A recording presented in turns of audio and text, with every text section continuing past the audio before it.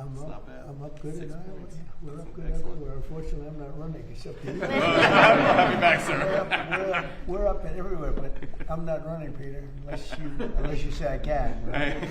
Don't leave that up to me. Anyway.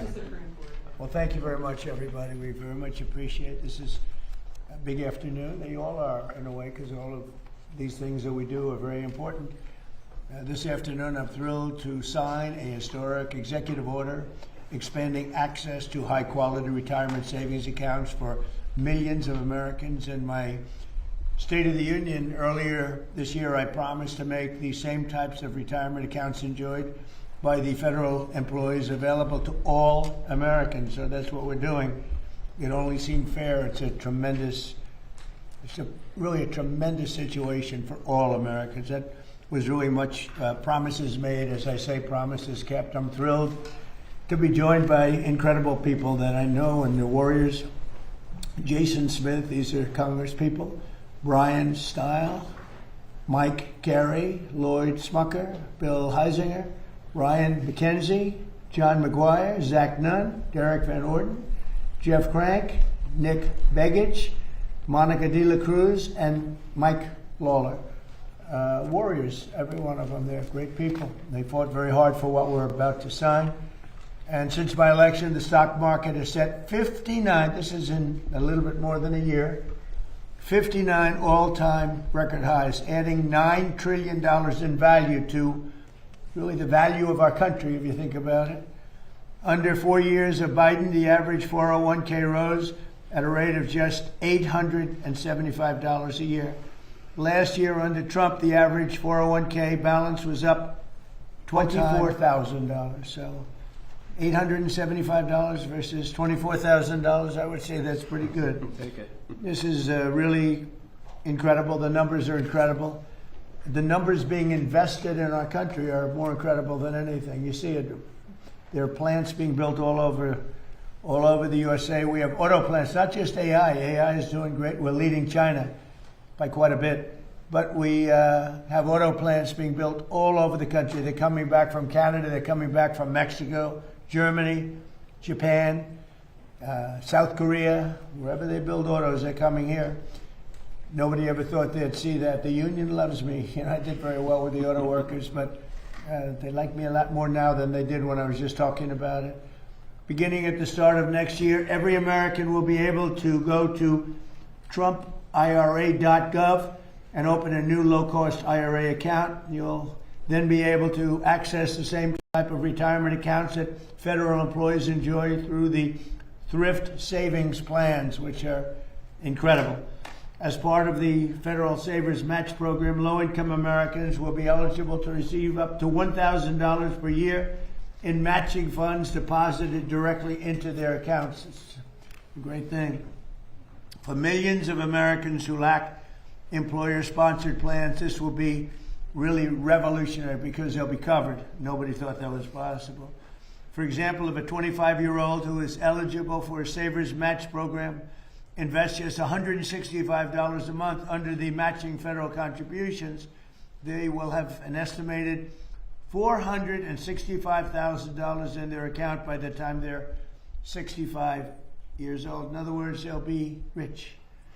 And there's something awfully nice about that. But this is only the first step. I was talking to Kevin Hassett a little while ago, and the people standing right behind me, we're going to take it to the next level.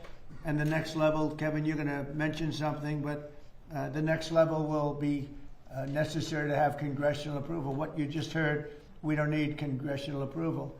And it'll never be terminated, because to terminate it, if somebody else is in office, to terminate it, you'd have to take that money away. You'd have to really take away something that's so positive. I don't think any politician would do it. But to take it to the next level, we need congressional approval, which should be very easy to get. It should be bipartisan. Normally it would be bipartisan, but today, nothing's bipartisan, right? I mean, it should be something that everybody supports. So, Kevin, before we start, maybe you could just explain what we're talking about for the next level. Right, so for the next level, sir, what we're already talking, Chairman Smith and I about, and I've been talking with Mr. Smucker about this for a number of years, is that we're going to expand this program that you're creating here, which is for low-income people, to middle income people and maybe above as well, so that every American, most high-income people have an employer that gives them a 401k with a match. But low-income people or Uber drivers or something, they don't have access to that. They don't have access to the match. What you've done here is you've given the match to low-income people with incomes below $35,000. But we think that there are a lot of people, even who make more than that don't have many assets for retirement. And so we're working with Congress to significantly expand this program and are looking forward for legislation this year to expand this. And also the Trump accounts, you remember, with Michael Dell and Susan and the group that we had, are setting records. We have 5 million signups right now, sir. 5 million signups in a short period of time, far above what we thought even possible. So congratulations to everybody that got that started. Michael Dell put in $6.25 billion. So he put in a lot of money, and he's going to do more too. But they were very responsible. So I just want to let you know it's like record. You are even surprised by that number, I think, right? Maybe. I don't know if we can do that kind, but it's really way beyond what anyone thought. It's great. And we're going to be doing the same thing, I guess, in a certain way for older people. For grown-ups. We're going with a plan that if it works, has to get approved by Congress. But That's right. we think it'll get approved. It'll be fantastic for the country. Let's go. Will, do you want to start? Sure. There's some other things, and we thought we'd let these great people from Congress and beyond, or below, I guess I could say. So first, sir, this is the IRA executive order that you just mentioned. This Okay. establishes the retirement accounts with the federal match for eligible people, as you said in your speech and as Kevin explained. This is a big step forward. It's going to provide access to high-quality retirement accounts to a lot of Americans who don't currently have access to such accounts. Okay. There it is. That's nice. Great. Thank you very much, everybody.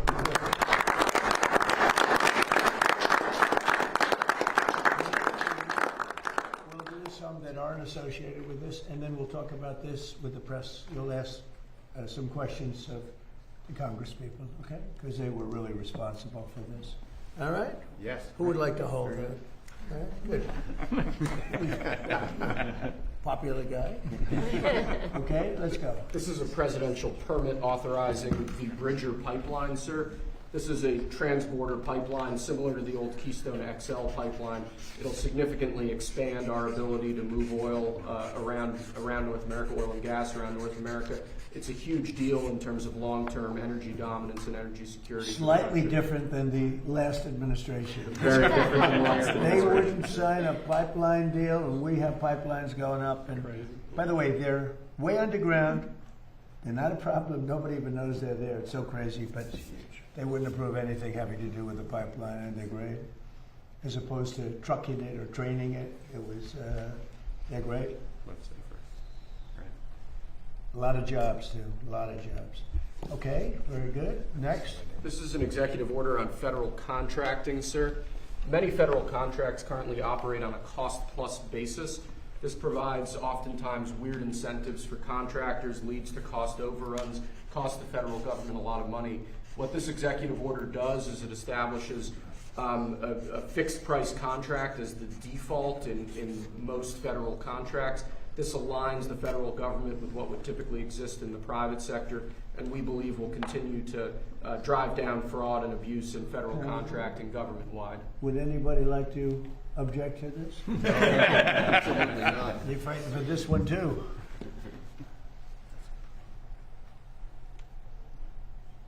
Okay, thank you. Next. You previously announced that we were withdrawing Casey Means as the Surgeon General, sir, and appointing Dr. Safir, or nominating Dr. Safir in her place. Yeah. That on the left is the withdrawal, which will later be transmitted to the Senate. Okay. And on the right is the new nomination form for our new Surgeon General nominee. Nicole Sapphire, she's with Fox, was with Fox. Isn't with Fox anymore, Peter? But she's great. She'll be the Surgeon General. Well said. I believe she's with Memorial Sloan Kettering in New Jersey, sir, and she's an outstanding doctor. She is.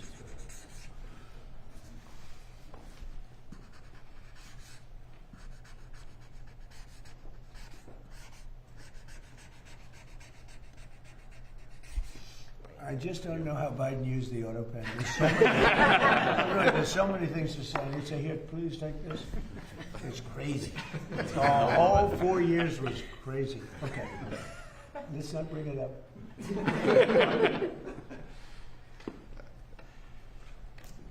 She's going to be great. Surgeon General. Thank you. This is a proclamation declaring this weekend to be National Fallen Firefighters Memorial Weekend. Awesome. As you know, firefighters do an incredibly difficult, dangerous job, help keep us all safe. This is a proclamation honoring their sacrifice and remembering those who have fallen. So Great. Everybody likes that? You bet. Okay. Firefighters. Ellen deserves something. Yeah.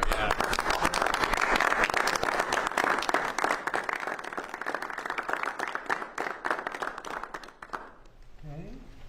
lastly, sir, this is another proclamation. Your administration, particularly the First Lady, have made foster and adoptive care major priorities. This is a proclamation declaring National Foster Care Month, honoring those who have participated in foster programs, who have helped raise foster children, Right. And speaking about the many things that your administration, including the First Lady's office, have done on that set of issues. Yeah, it's been a big thing for the First Lady, so this is in honor of our First Lady. Well said.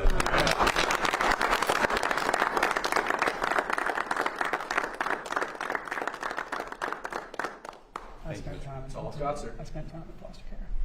Oh, that's great. Yeah. That's great. God is good. Thank you very much. Thank you, Mr. President. So do you have any questions? Maybe we discuss the first signing first.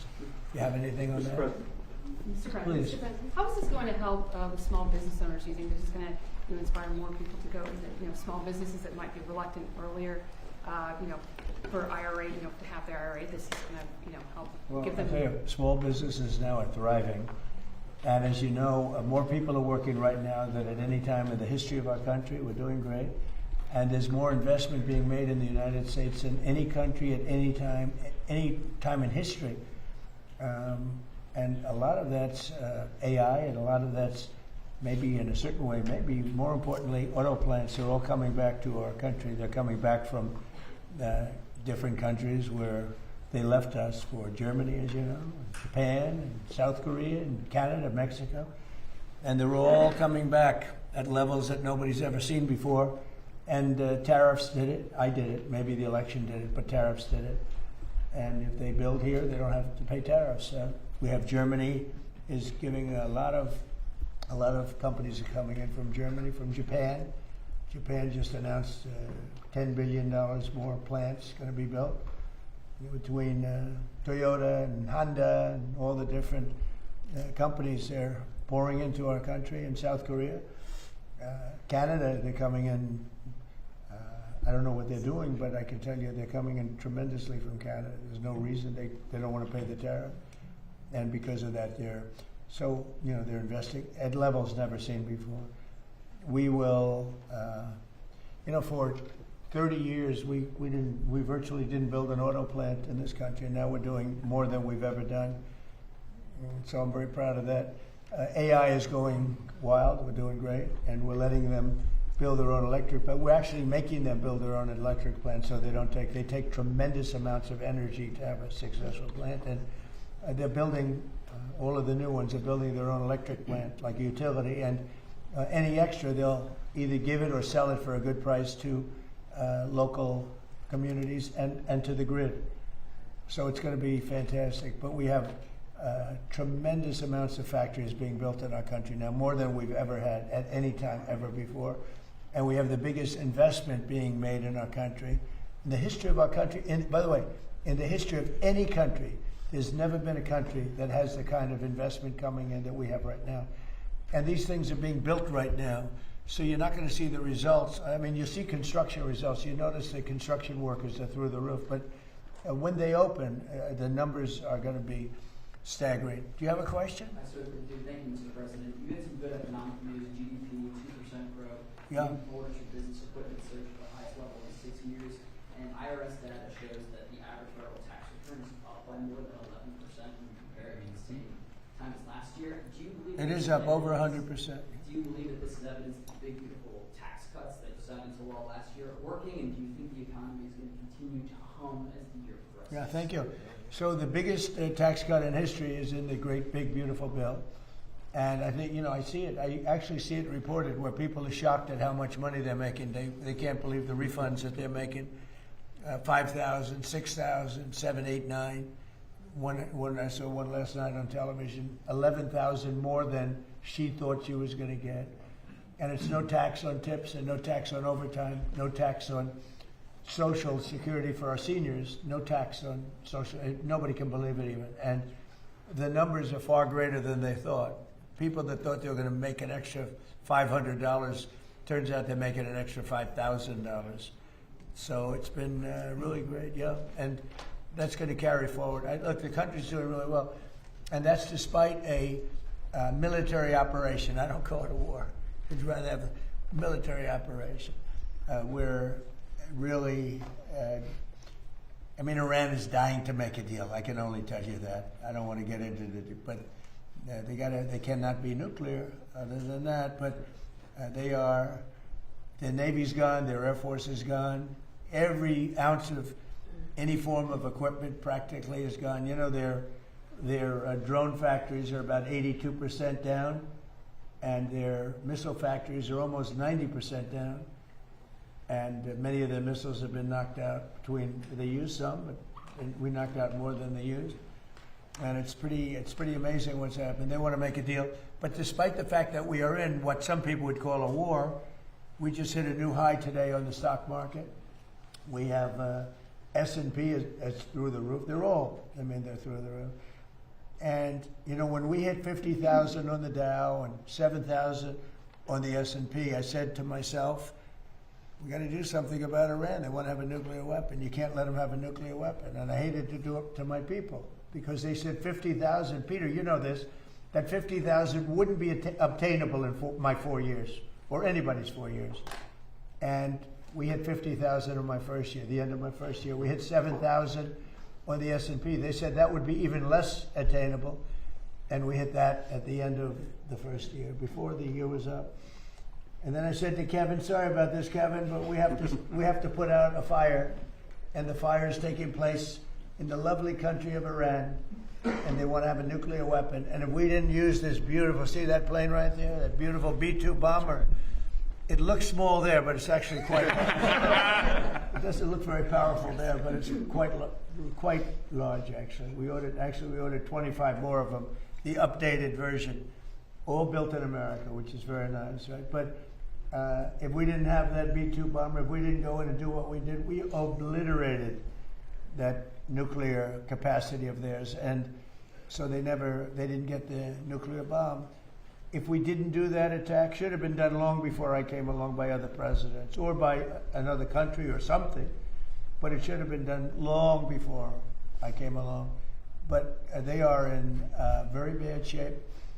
And they've got nothing going, including leadership. Their leaders are gone. Now they have a whole new, their first string leaders are gone. Their second string leaders are gone. Now we're dealing with their third string. But we'll see what happens. It's been an amazing period of time between Venezuela and where we're doing great. We're getting along with them great. We're working very closely with them. They're doing more oil now than they've done in many, many decades, actually. And they're making more money, and so are we. It's like a joint venture, to be honest. And we paid for the attack many times over. The attack, something you've never heard before, probably. I always used to say to the victor, belong the spoils. But we paid for the attack, which is always expensive. but it was a less than 1 day attack. It was actually a 45-minute attack. And that's a good, they have good military in Venezuela, but they did not expect that and that and that and that. Other than that, but when these suckers come at you at 2,500 miles an hour at 25 feet off the ground, you say, this is not what I bargained for. This is no good. Anyway, so, and now, Venezuela was amazing, but now we're doing essentially, it's larger, but we're doing essentially the same thing in Iran. Can't let Iran have a nuclear weapon. And their economy is crashing. The blockade is incredible. The power of the blockade is incredible. They're not getting any money from oil. And hopefully it can be worked out very soon. Yeah. Iran is proving to be very stubborn. The talks seem like they are stalled. Are you getting antsy to break the ceasefire? Well, I mean, I don't know what stubborn is, because really nobody knows what the talks are except myself and a couple of other people. They want to make a deal badly. We have a problem because nobody knows for sure who the leaders are. It's a little bit of a problem, The leaders have been wiped out along with their military, almost all of their military. I mean, think of it. 159 ships was their total Navy. 159 ships are gone. They're underwater. They're way below sea level. Sea level is a big difference. Pretty deep waters over there, too. So, I don't know that we need it. We might need it. And on Iran, a little while ago, the president of FIFA said that when the World Cup is here in the U.S., the team from Iran will be playing in the games. Well, if Johnny said it, I'm okay. Did Johnny say it? He did. What if they Johnny win? Infantino, that's a piece of work. What if they win?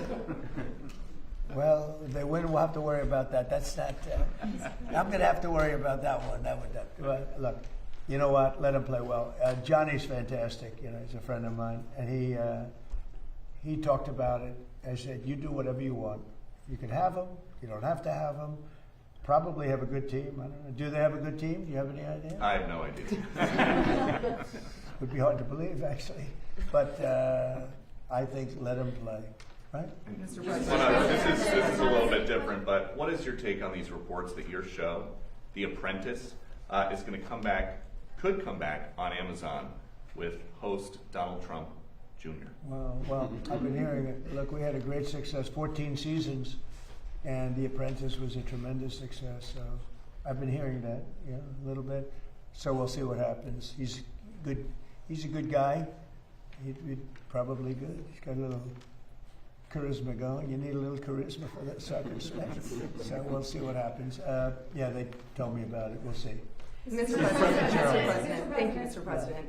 There's been some talks about changes to your security after what took place. Changing my security. Changing your security after what took place. Well, they did a pretty good job, actually. They stopped the NFL running back. I mean, he was like a running back. In fact, if he ever got out, they're probably going to sign him. He was a speedy guy.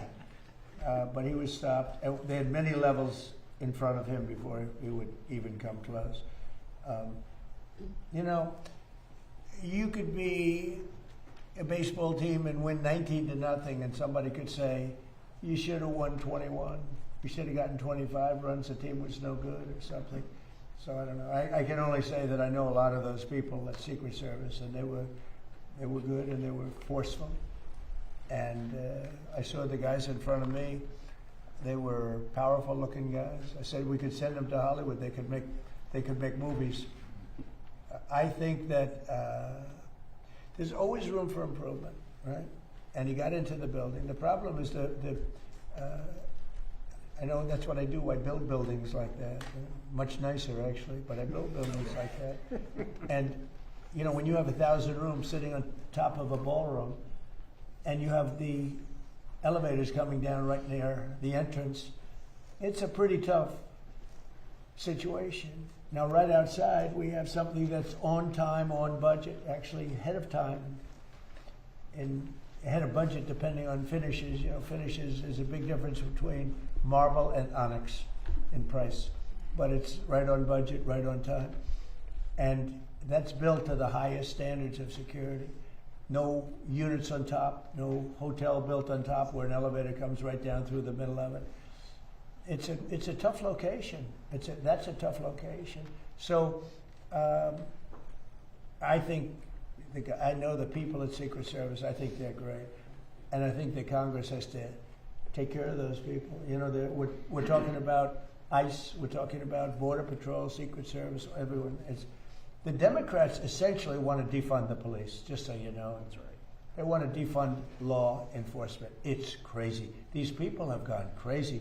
I heard Hakeem Jeffries, a low IQ person. He's a very low IQ, screaming today that the Supreme Court is illegitimate. I mean, that's a dangerous statement. Then if I say something modest, they say, oh, he's a king, he's a king. They're sick. But Hakeem Jeffries said the Supreme Court is illegitimate. That's a rough statement. If I made that statement, it would be the biggest story out there. Bad things would happen. One of the ideas. Go ahead. Just, yeah, the average price of a gallon of gas is now $4.30 in this country. And you know what? And we're not going to have a nuclear weapon in the hands of Iran. The gas will go down. As soon as the war's over, it'll drop like a rock. There's so much of it. It's all over the place, sitting all over the oceans of the world. And it'll go down. But what won't happen is if Iran had a nuclear weapon and used it, then the whole world is a different place. What about You're not the going to have to returns, pay impact a little on bit more for Republicans in gasoline. The gasoline, the oil will go down rapidly as soon as the war is over. Can I follow up? Brian, What I was Good to gonna see ask you again, about- sir. Brian, I've got two questions. First, I want to follow up on Daniel's question. I've described you as the peacemaker. You're achieving peace around the world. Due to these latest policies, big beautiful bill, no tax on tips, no tax on Social Security, no tax on overtime, now the Trump accounts, and then the IRA account. Could we describe you as the wealth maker? Well, I'm helping people out. That's a nice question, actually, but I'm helping people out. These people are with me. You know, these are great people, and feel free to speak up if you'd like, because they wanted this to happen, and we got it done. And they're Republican people, I think, in all cases, right? In all cases. It's crazy. We need, like always, unanimous, because the Democrats, they will vote against anything, no matter how good. If they had their favorite thing in the world, and we happen to want it, but we found a new strategy. We're going to oppose every single thing that we want, and we'll get unanimous votes. So I'm going to come up and oppose everything, Brian, from this point forward, and they'll vote for it. Go ahead. Second question. You created Space Force on Yeah. the second end, towards the end of your first administration. Right. You just had the Artemis II crew in here. I know it's a big accomplishment. What do you see moving forward, the duration of your administration in terms of space exploration? I know that was a big moment for you. Well, doing Space Force I think it's going to go down as one of my more important things. It's turning out. Even a lot of these great military operations that we have right now, when you look at Venezuela, when you look at like the decimation of Iran, which was considered powerful, it was the bully of the Middle East. And a lot of that took place so effectively because of what's coming out of space. When we did Space Force, when I did Space Force, I'm very proud of it. Space was like, we were third. China was first, Russia was second. Now we've leapfrogged. We're way ahead of China, we're way ahead of Russia. And we made some great choices. The first person that headed Space Force, and really after that we had a couple of really great people heading it. Always very important. And a new person is heading it now. I think he has a chance to be as good as anybody, as good as, maybe better, I don't know. But we've had great people heading up Space Force. It's been very important. It's been very important for what we're doing with respect to the different places. And as far as peace, I settled 8 wars. And people try and dispute it, but then they go over them. And almost in every case, they sent letters thanking me and letters to the Nobel Committee. I don't care about that. Maria was very nice. She gave me her Nobel Peace Prize because she said she didn't deserve it. She was very, very nice. But I settled 8 wars. And in every case, the people, the prime ministers or presidents wrote letters thanking me. And in the case of India, look, the biggest one would have been Pakistan, India. The prime minister of Pakistan said, I saved from 30 to 50 million lives, but it could have been more than that. Two nuclear nations were going at it. 11 airplanes were shot down. They were in the first week of what would have been a very bad war, and I got it solved. You know how I got it solved? By the use of tariffs. I said, I'm going to charge you tariffs if you guys keep fighting, and they said, oh, please don't do that. You just lifted the tariffs, right? You just lifted some tariffs on whiskey. Is that correct? Yeah, what I'm doing is for as long as I've been here, they've wanted to, Kentucky, which is a great place, and I also won, Jason, by a lot. But Kentucky, with the bourbon, and Scotland with the whiskey, and they've had trade for years and years and years, and a lot of restrictions, a lot of different restrictions took place that didn't amount to much, and it really stopped them. I don't know if you know, it's a barrel trade. They use the barrels from the one to take care of the other, and the barrels are only good for one unit. In other words, they can't be used twice. They can only be used once, but the once makes it a better substance. I'm not a big drinker, so forgive me, but it makes them a big substance and a better taste. But they dealt for years. This was Scotland and Kentucky, mostly Kentucky. And I just took all the restrictions off. So Scotland and Kentucky can start dealing again. And I did it in honor of the king and queen who just left. They're heading back. It was a big deal. They've been trying to get this for a long time. Yes, Mr. President, you talked about possibly pulling out some troops out of Germany.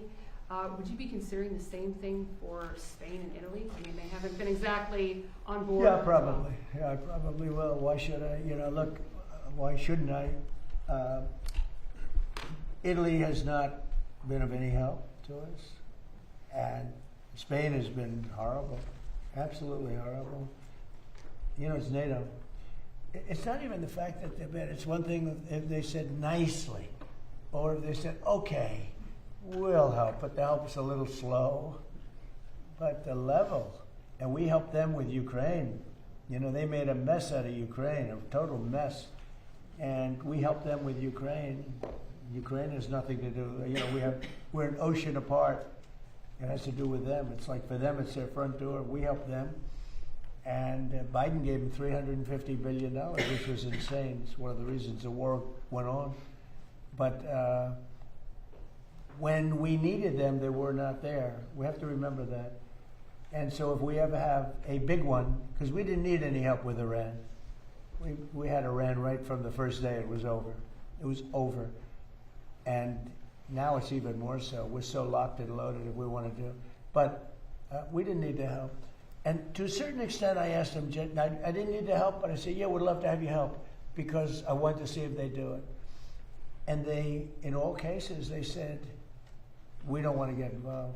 And the amazing thing is they use the Strait of Hormuz. We don't. We don't use it. We don't need it. We have a lot of oil. Well, wait a minute. Oh. And they use it, we don't. And you would have thought they would have said, we would love to help you. But they didn't, which I think was and Germany, he's doing a terrible job. He's got immigration problems. He's got energy problems. He's got problems of all kinds. And he's got a big problem with Ukraine because they're in that mess. And he criticized me for doing the whole thing with Iran. But I said, would you like to have a nuclear weapon in the hands of Iran? He said, no, I don't. I said, well, then I guess I'm right. He didn't have any answer to that.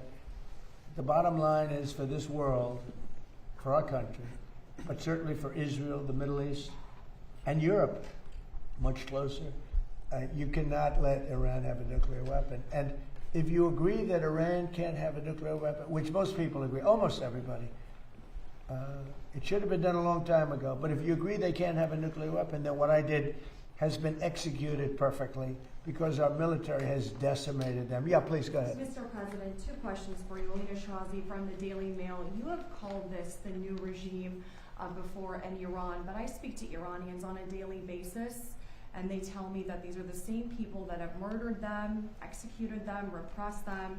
I talked to them through the blackout, and they wanted me to ask you this question. And second of all, Secretary of State Marco Rubio, how come he's not involved in these conversations? He's very much involved. Marco is he's negotiating with them all the time. Look, Iran killed 42,000 people over the last 2 months, protesters. They were going to kill 8 women whose lives I saved, and I appreciate that they didn't do it. I asked them not to do it. They didn't do it. They were getting ready to hang the women. They were going to hang 8 beautiful women that were, just caught the imagination of a lot of people. People were talking about it. It was inconceivable. You saw those 8 beautiful people, and they were going to be executed that evening. This was a week ago. And I got on the phone very quickly, and I said, don't do it. Don't do it. The whole world is watching. Don't do it. And they didn't do it. I appreciate it. I guess 4 were released, and the other 4 are going to be released in a month. They were ready to be executed that night. So they take a tough, they knocked out the wrestler they killed. They killed the wrestler's teammates. He was a world champion wrestler, too. He was a great wrestler, great, talented wrestler. They killed him because he protested. He spoke. He wasn't wrestling. What he did is he spoke negatively about the regime, and they killed him. They executed him along with his friends. They killed 42,000 people. So when you say about, they say that I do the same, I don't do the same. I'm trying to save that country in a certain way, and nobody's ever seen anything. Think of it. They killed 42,000 innocent, not weapon-carrying people for protesting. 42,000. And the number they say is a lot higher than that. There's a rough group, but we have decimated them. And their economy is a disaster. So we'll see how long they hold out. We'll see. Mr. President. President Trump, Saudi Arabia is pulling the plug on Live Golf. Once that tour is gone, do you think the PGA Tour should welcome the defectors back with open arms? Well, I do. It's a great question. In fact, if I had time, I'd love to watch television today because the PGA Tour is playing at Doral, the Cadillac Championship. And I said, who's winning? I don't get a chance. I can't even look at it. Jordan Spieth was in the lead earlier. Who is? Jordan Spieth. Oh, that's good. He's good. Great guy. Good putter, to put it mildly, right? He's a very great guy. Chipper putter.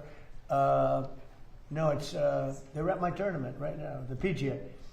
In 2 weeks, Liv is going to be at my course right here on the Potomac.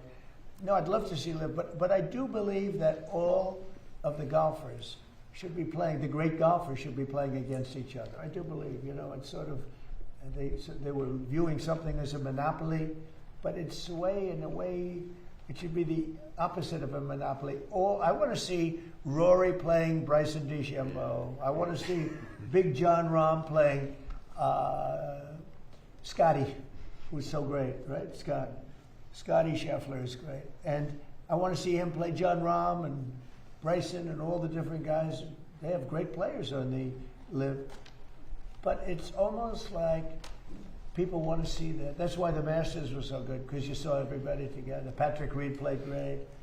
He's on Live and he played great. And they all did. They all played. They're great players. I play with them. They're very good. When I think I'm a good player and then I play with them, I don't think I'm that good. But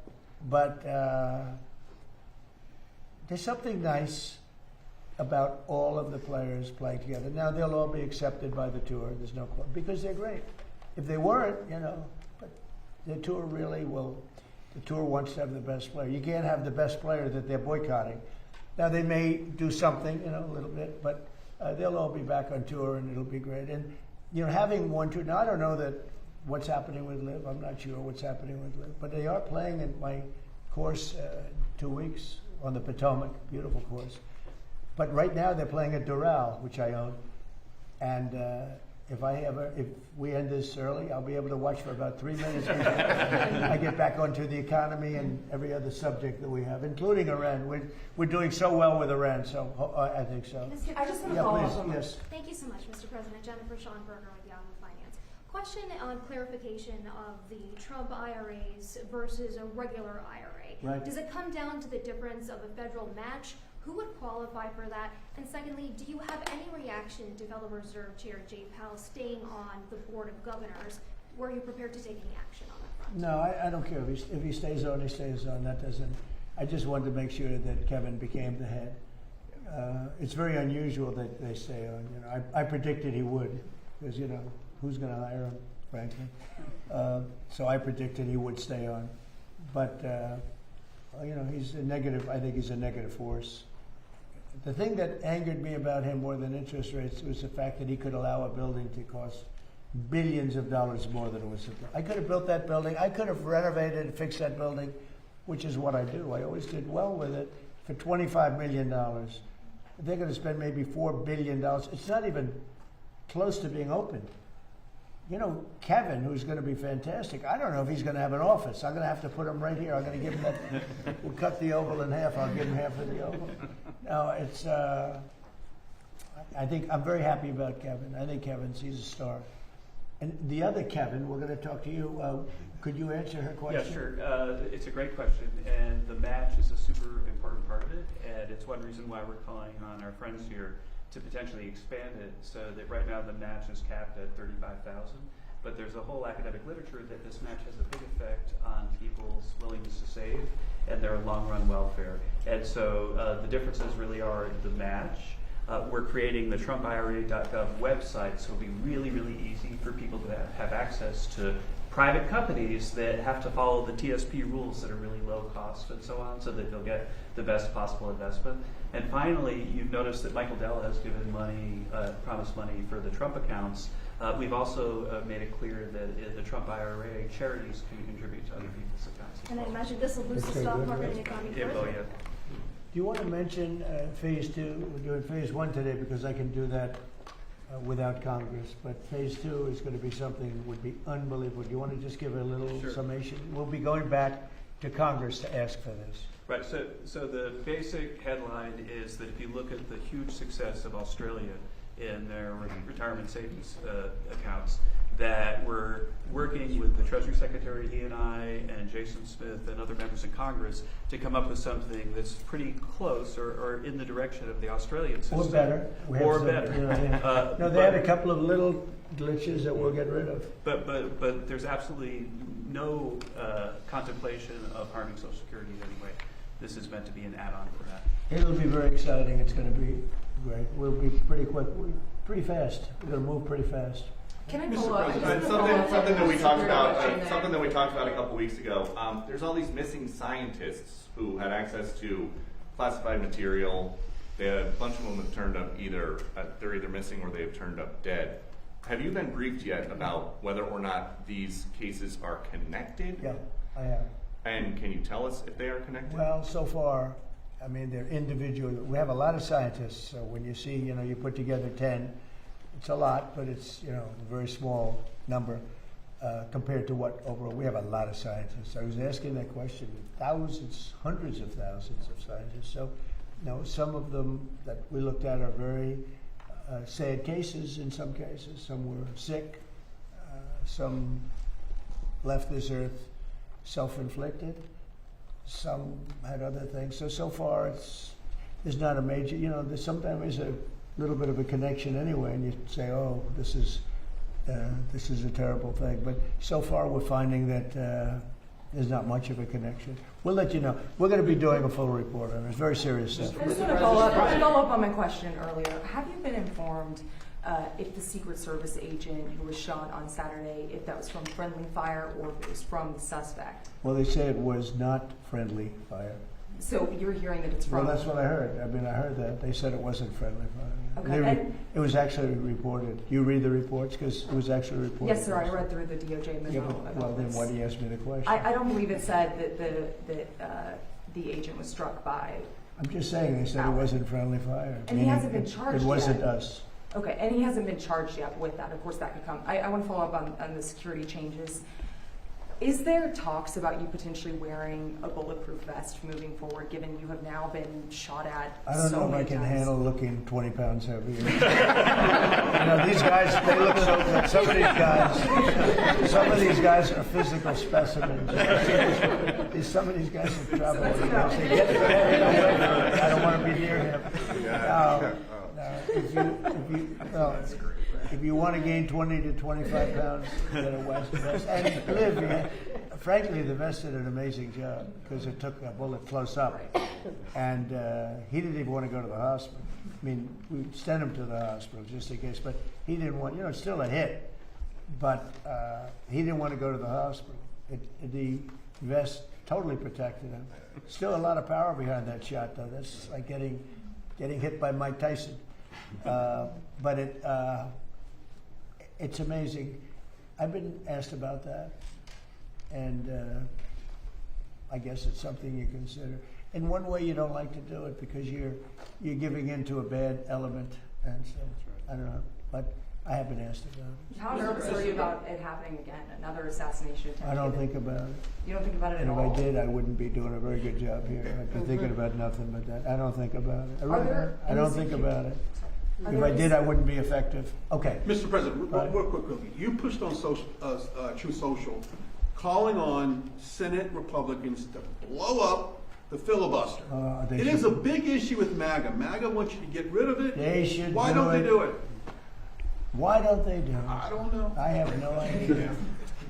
You know why? I guess because they have 3 or 4 that are like hard line, same ones that are hard line, no to everything, and you don't have all of them. We have a very small majority. John Thune's a good man. I said to him, John, just go take the vote. Let's expose who the people are. Yep. But if we got rid of the filibuster, we could vote on the Save America Act, voter ID. You act so good. I love this. Yeah, He's a everything. great guy. I'm curious. Even though I don't love his girlfriend too much, okay? I won't tell you who the girlfriend is. But I like him, and I've always liked him. Thank you. I'm actually curious. It's great that he hasn't changed. That's right. I'm the same But man. Brian, I think here's the problem. It's not even imaginable to me why. And people are angry about it. I'm talking about Republicans are angry about it. The filibuster should be terminated. If the Democrats ever get a shot, which probably, based on history, sometime they will use it in the first minute of the first hour, and they will execute all of the bad things. 21 justices, they really like 21. I heard 13, but they really want 21 Supreme Court justices. And they really want to have D.C.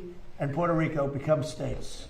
That would mean automatic 4 senators go into the Democrat column. And there's not even a chance that they don't do it and do it immediately. Now, with that knowledge, because you could argue whether it's good or bad, but I don't think it's that much of an argument, frankly. But you could argue, with that knowledge that they're going to do it immediately, why wouldn't you do it as a Republican? Unless you have bad motives almost. But if we did it, we could pass one bill after the other. We could pass laws and acts and things that we never even dreamt of passing. And you know what else? We wouldn't lose for 50 years. If we terminated the filibuster, we would have a 50-year run. You'd stop cheating. I mean, look, they're professional cheats, and they're great at it. That's what they're best at, because you can't get elected with their policy. You can't get elected with men and women's sports, with transgender mutilization of our children, with open borders for jails to be dropped into our country, and mental institutions, and drug dealers and murderers. Think of it, 11,888 murders come into our country. Nobody even talks to them about it, right? We got a lot of them out because of, you know why? Because of ICE, which they don't want to fund. They're defunding our police. When they defund ICE and with Border Patrol and Secret Service, they're defunding our police. The same thing as they're doing with an officer on the street corner. So why the Republicans Senate doesn't just sit in there and just do it and take a negative vote and do it again and again like the Democrats do. They go again and again. The war power. I'm negotiating a deal with Iran. And every week, every 3 days, they put in a thing that the war should stop. And people ask me, how the hell do you negotiate like that? You're destroying them. Every day I read, think of it, we militarily decapitated the country. And every day I read about how well they're doing militarily. They got nothing left. They're done. And yet I read in the New York Times, I see in that stupid CNN, which I only watch because you have to watch a little bit of the enemy. So I watch it for a very short period. But you have to, you have to be smart. And if you see CNN, you think they're winning the war. If you read the New York Times, it's actually seditious, in my opinion. You read the New York Times, you actually think they're winning the war. I read some of these columnists, but it all starts from the top.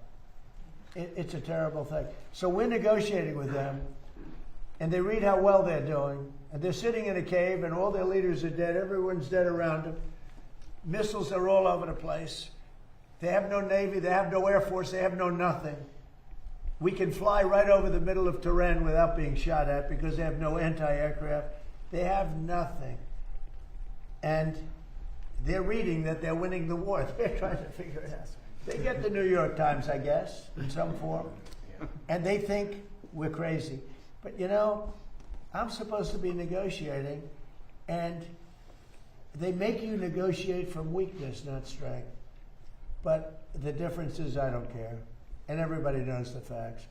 We are decimating that country. I got a call today from another country that's more on our side than that Middle Eastern country, saying, sir, please don't hit them anymore. They're decimated. Please. He's actually helping them. He's actually saying, please. And yet the New York Times will tell you that they're winning the war. It's so sad. I hate to even say that because when I say that, people out watching, they'll say, oh, maybe they'll win the war just by the fact that I'm saying it. Right. And it's so ridiculous. They're being decimated. We have the greatest military in the world. And one thing that's come out of this and Venezuela, some of the things that have happened, I rebuilt the military in my first term. Thank you. And did a good job. And also the first year of this term. We have the greatest military in the world. When I spoke with President Xi, when I spoke with President Putin, I have great respect for what I've done and what our military does. We have a military like no other. When we attacked Venezuela, their equipment, none of it worked. It was all good equipment, but it was discombobulated. You know what that means? They pressed the buttons and nothing happened. They said, what the hell's going on? They heard that weird buzzing sound from way up high. It's amazing how great our military is. And for us to read, it's like the B-2 bombers right there. Late at night, 8 months ago, they went into Iranian territory, and Iran was waiting for them. And they were firing at the wrong targets. They were firing at their planes, but they didn't see them. And with no moon, dark at night, they dropped each plane at 2 bombs, 14 bombs. Every one of those 14 bombs went right down an air chute. Think of it. They followed the beam right into the chute. And every single one of those bombs, very powerful, 200,000-pound bombs, every one of those bombs went right down an air chute. Late at night, think of it, late at night with no moon, you couldn't see a thing. They put those, and they went into territory. All of a sudden, I was watching, they got faster. Then they go like that because the bombs go faster when they head down. I wouldn't want to head down. I'd want to get the hell out of there. And they let the bombs go, and then the first one that let them go was a perfect hit. He said, skedaddle, and that plane turned over in its size, and it went back to a place called Missouri. If you don't mind, Jason. God's country. It went back, it wanted to say hello to a very powerful congressman, by the way, from Missouri, Jason. So every one of those bombs, and yet before they landed, CNN came out with a report that maybe the damage wasn't that great. The damage was far greater than we said. It was obliteration. And when the Atomic Energy Commission went there 1 week later, they say Trump was right. It was obliteration. And they still haven't been. They've had possession of the site. They haven't been able to do anything with it. That stuff is buried. And the reason I took I was angry about it was because it's disrespectful to those pilots and those incredible people, including the people that maintained the planes. Those planes had to fly for 37 hours without stopping. They got the tankers. They had 3 tanker lifts, meaning they had to get refuel up in there. They never landed. They went all the way from Missouri to here and then back. Some went to Guam. which there are those that say that was a way of camouflaging the whole thing, because they followed the ones they thought the ones from Guam were not coming. They were going to take it easy at Guam. That didn't work out too well, but that was amazing. And the New York Times and CNN, they said, well, maybe the B-2 attack wasn't so good. Even to this day I hear it, because we want to get the nuclear dust. It's way down there. You need excavators and everything to get it, but we want to get it. We'll take it one way or the other. We'll get it. We'll either get it or we'll take it. They'll either give it to us or we'll take it. But I think it's very disrespectful to our incredible military when they say maybe they missed the target. Every single bomb hit the target. Then on top of that, we shot from submarines 30 unbelievable missiles that also hit the target on top of that. It was complete obliteration. And it was confirmed by Atomic Energy. But even the other day I saw on CNN, well, I don't know, they want the stuff, so therefore the bombs didn't hit. You know, we want the stuff. It's way buried. But we want to get it. We will get it. It won't even be hard. But they have to respect our military. They have to. If it were a miss, I tell you, you know, it would be fine. It would have done a lot of damage. But these bombs went down the air chutes. They'll never build air chutes again in a mountain. You know, they built these air chutes to get a little air up there. They'll have to find a different way because it didn't work. But our military is amazing. There's never been anything like. We have the most powerful military on earth, and it's too bad we have to use it, but we're doing really well. So we'll see how that all works out. Thank you very much, everybody. Thank you, Mr. President. The title was gorgeous. Oh, yeah. How do you like the new floor? So we had what I do best is build. That's what I do best. I say to people, am I a better builder or politician? And most of them say politician, but that's okay. What I do best is I build. The ballroom will be just like that. So I went out and I have a special black granite. Granite is the most powerful stone there is. Marble is much weaker than granite. I like marble more because marble can be more beautiful, but it's a much weaker stone. When you look at grave sites and you look at a marble plaque, 100 years old, you'll see oftentimes you can almost not read it. When you look at a granite plaque, 100 years old, it looks like it just got put there yesterday. You know, that's a test. But we have the finest granite anyone's ever seen. It's called flawless granite. There's very little of it. And I replaced broken slate that was put here many years ago. I saved the ramp because it's in honor of FDR. FDR right up there, he had that built as a ramp. They said, oh, sir, we'll straighten it. I said, no, you have to leave the ramp. It was built. That ramp was built for FDR with the wheelchair because, you know, it's pretty good slope. But a lot of people say, why is it a ramp? They say, because of FDR. They say, I get it. But we saved that. But we replaced the broken slate. And slate, by the way, is meant for a roof. It's not meant for a sidewalk. And we replaced it with granite, the highest grade granite. It's valued at, you know, they value stones in terms of, that's valued at 1 million plus. That means 1 million plus years. A marble will oftentimes be valued at 200 years, 300 years. This is giving you a little lesson in stone. Somebody would say, he went off on a tangent. There's something wrong. Like I did with the pen. I gave you a little thing on the pen, that pen is better than the one that cost $2,000 that you're handing to everyone. See, this one, I can hand to these guys, that's worth $3. So anyway, but I always felt guilty. But they said, he went off on a tangent. I always say, if you don't find it interesting, leave during the, but the granite, in fact, if you can, let them leave through that door. It's just completed. We had it completed for King Charles. On time, on budget. I paid for it, so, you know, it's very expensive. Does he love this? He loved it. He loved it. And he's seen some nice The stone. Trump Renaissance. This is a Trump Renaissance Well, here in we're DC. fixing the White House. Mr. President, what But about it was sort of terrible. People would walk to the Oval Office over broken slate. Again, slate is used on roofs. It's not used where people walk on it. And it's been walked on for a long time and many, many broken pieces. So I said to do it right. Now, the otother thing I did, if you want to have a look, all of the columns, they had 200 years of paint on them. Wow. And they looked terrible. And, you know, they were chipped and broken. And when you have a lot of paint, and I stripped the columns back down to the original stone and painted them, and you'll see it. But you may want to, final touches, little touch up here with the paint, get a little hit by a couple of these heavy stones. You know, they're very heavy, thick. It's thick granite. But that granite's valued at over 1 million years. So there was a lifetime, 1 million plus. That's your max. Why don't you walk out there and take a look? Okay, I think and the company that did it. If you look at the setting, each point is perfect. So Peter, take a look. Tell your father if I did a good job.